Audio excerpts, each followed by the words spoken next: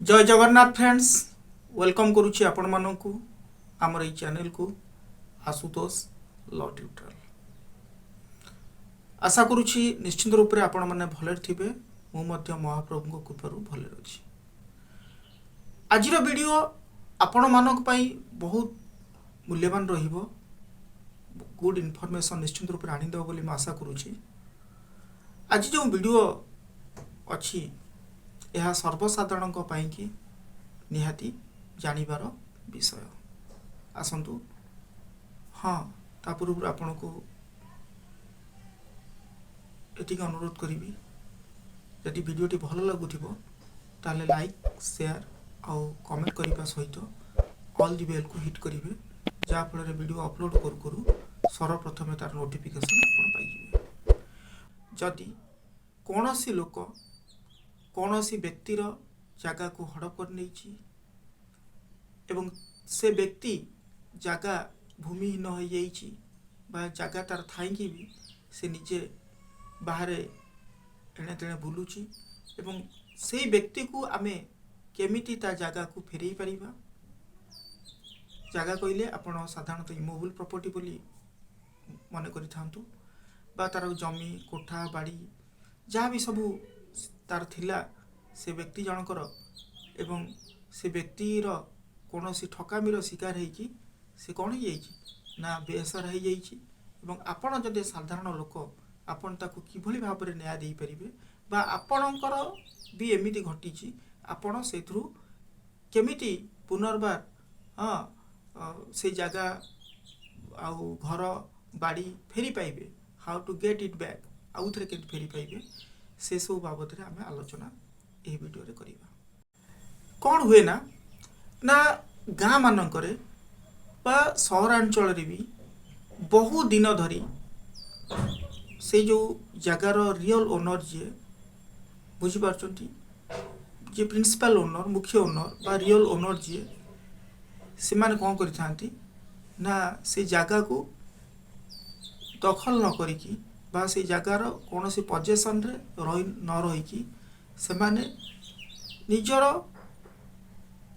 कौन सी कार्य पाई से बाहर रही आसता दीर्घ दिन धरी बाहर रही आसता अनेकर जगहटी ओडिशार अच्छी सी जाइए आउट ऑफ कंट्री रोच बा आउट ऑफ इंडिया रो आउट ऑफ स्टेट रोच बुझीपार तेणु से क्षेत्र में कौन करा जाए ना दीर्घ दिन धरी रहिला परे तेणु से जगह को जो तार इमोबल प्रॉपर्टी सब अच्छी जगह हो बा तार बाड़ी हो बा कोठा हो ये सब जिनस को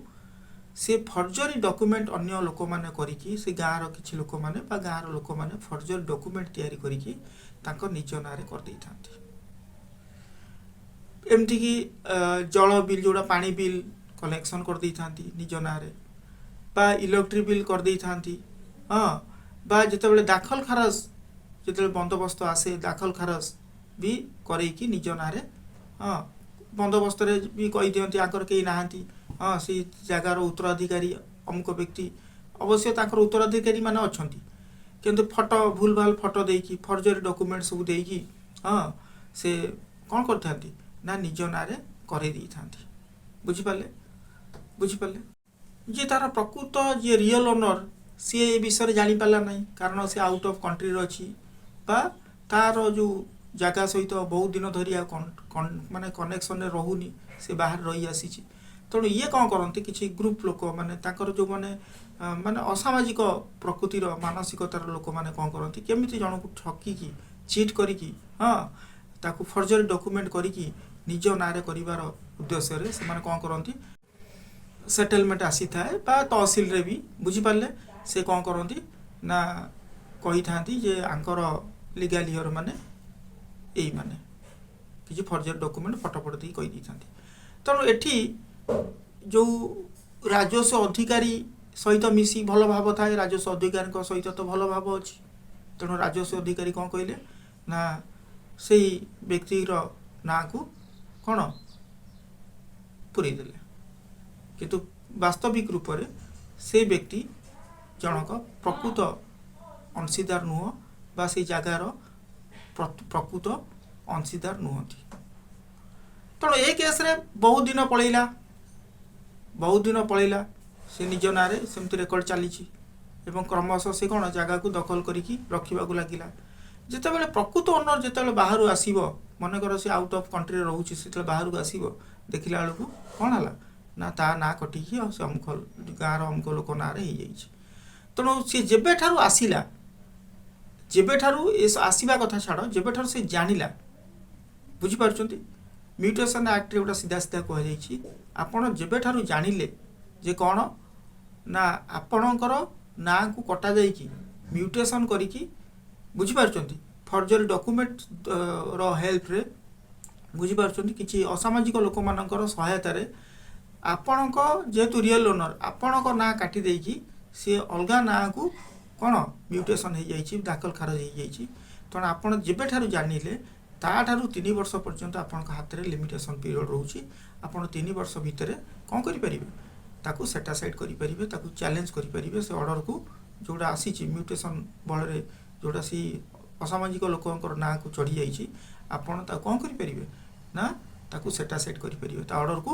ଚ୍ୟାଲେଞ୍ଜ କରିକି ସେଟାସାଇଡ଼୍ କରିପାରିବେ, କୋର୍ଟରେ ଦାଖଲ କରିବେ ଏବଂ ତାକୁ ଚ୍ୟାଲେଞ୍ଜ କରିକି ସେଟାସାଇଡ଼୍ କରିପାରିବେ। ମନେ ରଖିଥାନ୍ତୁ, ବୁଝିପାରୁଛନ୍ତି। ତେଣୁ ଏଠି ସାଧାରଣତଃ କ'ଣ ହୁଏ ନା ଫ୍ରେଣ୍ଡସ୍, ଦେଖନ୍ତୁ, ଏସବୁ ସମସ୍ତଙ୍କର ମାନସିକତା ସମାନ ନୁହଁ। କିଛି ମାନେ ଅସାମାଜିକ ପ୍ରକୃତିର ଲୋକ ବା ଲୋଭଗ୍ରସ୍ତ ଲୋକ, ସେମାନେ ସବୁ ଫର୍ଜରୀ ଡକୁମେଣ୍ଟ ତିଆରି କରିକି, ଫର୍ଜରୀ ଦସ୍ତଖତ କରିକି ଏମିତି କରିଦେଇଥାନ୍ତି। ଆପଣ କୋର୍ଟରେ କହିବେ, ହଁ, ସେ ଆଜ୍ ଏ ପ୍ଲେଣ୍ଟ ହିସାବରେ ଆପଣ କେସ୍ କରିବେ, ପ୍ଲେଣ୍ଟିଭ୍ ହିସାବରେ। ତେଣୁ ଆପଣଙ୍କ ପ୍ଲେଣ୍ଟରେ ସେଇଆ ଲେଖା ହେବ ଯେ ଅମୁକ ବ୍ୟକ୍ତି ଯେ ଡିଫେଣ୍ଡାଣ୍ଟ, ହଁ, କି ଏଇ କେତେଟା ଡିଫେଣ୍ଡାଣ୍ଟସ୍ ମାନେ, ହଁ, ସବୁ ଯେମିତି ତାର ଅଛି ଲେଖିବା କଥା ପ୍ଲେଣ୍ଟରେ ଲେଖିକି, କୌଣସି ଫର୍ଜରୀ ଡକୁମେଣ୍ଟ ତିଆରି କରିକି, ଫର୍ଜରୀ ଫଟୋ ତିଆରି କରିକି, ହଁ, ଆଉ ଏ ଫର୍ଜରୀ ଦସ୍ତଖତ କ'ଣ, ବୁଝିପାରୁଛନ୍ତି, ଫର୍ଜରୀ ଦସ୍ତଖତ କରିକି ସେ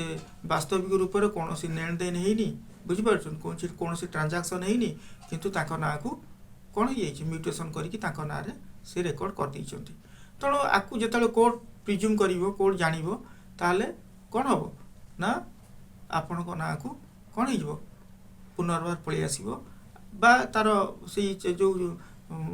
ଯେହେତୁ ଫର୍ଜରୀ ଡକୁମେଣ୍ଟ କରିବା ଦ୍ୱାରା ତାଙ୍କ ନାଁକୁ ହେଇଯାଇଛି, ସେଗୁଡ଼ା ଯେତେବେଳେ ସେଟାସାଇଡ଼୍ ହେବ, ଯେଉଁ ଅର୍ଡ଼ରଟାକୁ ଯେତେବେଳେ ସେଟାସାଇଡ଼୍ କରାଯିବ, ସିଏ ତାର ମୂଳ ଓନରକୁ ପଳାଇବ। ବୁଝିପାରୁଛନ୍ତି, ବୁଝିପାରିଲେ। ମନେକର ଆପଣଙ୍କ ଜେଜେଙ୍କ ନାଁର ପ୍ରପର୍ଟି, ତେଣୁ ଆପଣ ଜାଣିଲେ ଏମିତି ଫର୍ଜରୀ କରିକି ଜେଜ ନାଁ କଟିଯାଇଛି, ଅମୁକ ବା XYZ ଯେଉଁମାନେ ଗୁଣ୍ଡା ଶ୍ରେଣୀର ବଦମା ଶ୍ରେଣୀର ଲୋକମାନେ ତାଙ୍କ ନାଁକୁ ଚଢ଼ିଯାଇଛି। ତେଣୁ ଆପଣ ଯେତେବେଳେ ଜାଣିବାକୁ ପାଇଲେ ଯେ ଆପଣ ଅର୍ଡ଼ରକୁ ଚ୍ୟାଲେଞ୍ଜ କରିକି କୋର୍ଟରେ ତାକୁ ସେଟାସାଇଡ଼୍ କରିଦେଲେ, ସିଏ ପୁଣି ଆପଣଙ୍କ ଜେଜେଙ୍କ ନାଁକୁ ପଳାଇବ।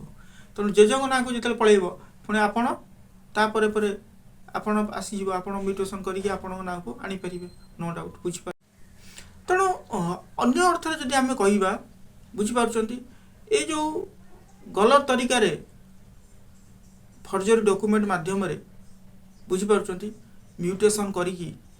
ବୁଝିପାରୁଛନ୍ତି, ଦୁଇଟା ୱେରେ, ଗୋଟେ ହେଉଛି ଯଦି ରାଜସ୍ୱ ଅଧିକାରଙ୍କ ସହିତ ଭଲ ସମ୍ପର୍କ ଅଛି ବା ବନ୍ଧୁବାନ୍ଧବ ତାଙ୍କର, ସେ ଦିଗରେ ସିଏ ମଧ୍ୟ କରିଦେଇଥାନ୍ତି। ଏତେ ତ କୌଣସି ଡକୁମେଣ୍ଟ ଦେବାକୁ ପଡ଼ିନଥାଏ, ବୁଝିପାରୁଛନ୍ତି, ବିନା ଡକୁମେଣ୍ଟରେ ବି କ'ଣ ହେଇଯାଇଥାଏ ନା ତାଙ୍କର ଏକତରଫା, ବୁଝିପାରୁଛନ୍ତି, ମାନେ କୌଣସି ନୋଟିସ୍ ଫୋଟିସ୍ ଆସିବନି, ମ୍ୟୁଟେସନ୍ କରିକି ଏକତରଫା ଚପେଇକି, ନୋଟିସ୍ ଚପେଇକି, ବୁଝିପାରୁଛନ୍ତି, ବାହାରେ ରହୁଛନ୍ତି ନା, ଚପେଇକି ଏକତରଫା କରିଦେଇକି ତାଙ୍କ ବଂଶଧର ଭଳିଆ ଆପ୍ରୁଭ୍ କରିକି ତାଙ୍କୁ କ'ଣ ହେଲା, ତାଙ୍କ ନାଁକୁ ଆସିଯାଇଥାଏ। ତେଣୁ ଆକୁ ଚ୍ୟାଲେଞ୍ଜ କରିବା ବହୁତ ଇଜି ଜିନିଷ। ଆପଣ କୋର୍ଟ, ସିଭିଲ୍ କୋର୍ଟର ସହାୟତାରେ ଆପଣ ତାକୁ ଚ୍ୟାଲେଞ୍ଜ କରିପାରିବେ, ସେଟାସାଇଡ଼୍ କରିପାରିବେ, ବୁଝିପାରୁଛନ୍ତି, ଆଉ ତାକୁ ଭଏଡ୍ ବୋଲି ଡିକ୍ଲେୟାର କରିପାରିବେ, ସେ ଯେଉଁ ଟ୍ରାଞ୍ଜାକ୍ସନ୍ଟା ଭଏଡ୍ ବୋଲି ଡିକ୍ଲେୟାର କରିପାରିବେ। ଫ୍ରେଣ୍ଡସ୍, ଏମିତି ବି ହେଇଥାଏ ସାଧାରଣତଃ, ବିଶେଷ କରି ଗାଁ ଗଣ୍ଡାରେ ଏମିତି ହେଇଥାଏ ଯେ ସ୍କୁଲ ଜାଗା ଥିବ କିମ୍ବା କଲେଜ ଜାଗା ଥିବ କିମ୍ବା ମନ୍ଦିର ମସଜିଦର ଜାଗା ଥିବ, କିଛି ବଦମା ଶ୍ରେଣୀର ବା ଅସାମାଜିକ ମାନସିକତା ରୂପର ଲୋକମାନେ ସେ କ'ଣ କରିଥାନ୍ତି ନା ନିଜ ନାଁକୁ କରିଦେଇଥାନ୍ତି, କିଛି ଫର୍ଜରୀ ଡକୁମେଣ୍ଟ ମାଧ୍ୟମରେ, ଫର୍ଜରୀ ଫଟୋ ଲଗେଇକି, ହଁ, କିଛି ଅସାମାଜିକ ଶ୍ରେଣୀର ଲୋକମାନେ ନିଜ ନାଁକୁ କରିଦେଇଥାନ୍ତି, ବୁଝିପାରିଲେ। ତେଣୁ ଏଇ କ୍ଷେତ୍ରରେ ଆପଣ ମଧ୍ୟ ଯେହେତୁ ଗାଁର ଲୋକ ବା ସେ ଏରିଆର ଲୋକ, ତେଣୁ ଆପଣ ମଧ୍ୟ କ'ଣ କରିପାରିବେ से जो बेनामा ट्रांजैक्शन को आपण रिजेक्ट करि परिबे बुझि पारुछथि बहुत इजी जिंस सिविल कोर्ट रे फाइल करी केस रिजेक्ट करि परिबे वास्तविक रूप में तो लेन देन प्रश्न उठुनी कहीं एटा हूँ स्कूल कि कॉलेज कि मस्जिद मंदिर जगह तेणु ताकू आपण जो ट्रांजैक्शन टाकू जो भॉइड करदेवे ताले सी कौन हो ना मूल ओनर को पलि आसो अर्थात स्कूल कॉलेज मठ मंदिर ना पुनर्बार पलि आसो बुझिपार जो मैंने एमतिया सब कम करेंस्ट आप गोटे दृढ़ एक्शन नहीं पारे आज ए क्रिमिनाल प्रोसीडिंग हिसाब से बुझिपार सिविल सहित क्रिमिनाल प्रोसीडिंग हिसाब से दृढ़ एक्शन आप चाहिए नहीं पारे जमी आप आईपीसी 420 धारा अनुसार बा बीएनएस 318 अनुसार आप चिटिंग केस रे फर्जरी डॉक्यूमेंट प्रोड्यूस करके जो चिटिंग करी से बाबद तार हाँ एगेन्स्ट रे आपण क्रिमिनाल प्रोसीडिंग करि परिबे पुलिस अरेस्ट करिवो जेल दंड दिज्व ये चाहिए करि परिबे बुझी पारुछथि तेणु साधारण नागरिक हिसाब से सब सचेतन रहिबा दरकार जे जगह गुड़ी को केमी फर्जरी करा जाउची फर्जरी डॉक्यूमेंट करके निज ना को करा जाउची एवं जदि आपण सेमितिया किछि शिकार होउथांती बा आपणकर पैतृक संपत्ति एमती किछि जदि शिकार होइचंती ताला आपण तुरंत जेबेठारु जानिले बुझिबा जानिबार हाँ 3 वर्ष भितर ता लिमिटेशन पीरियड होउची जानिबार 3 वर्ष भितर ता माने न जे आज जानिले रेकर्ड पेकर्ड कागज पत्र बाहर कली जानी शुणी रही गली पुणी 5 वर्ष पर पुणी आउ तो पर फाइल करी सेमती हो पार जेबेठारु जानिले सेबेठारु 3 वर्ष भितर आप लिमिटेशन पीरियड रोची आप सीधा सीधा जाइए केस फाइल करेंगे आ बेनामा जो ट्रांजैक्शन होती रिजेक्ट करेंगे और भॉइड बोली डिक्लेयर करेंगे ओके फ्रेंड्स आज वीडियो जस्ट एटिक जब वीडियो भल लगे तो लाइक शेयर कमेंट्स और सब्सक्राइब करेंगे thanks for watching my video जय Jagannath rest to meet have a sweet day.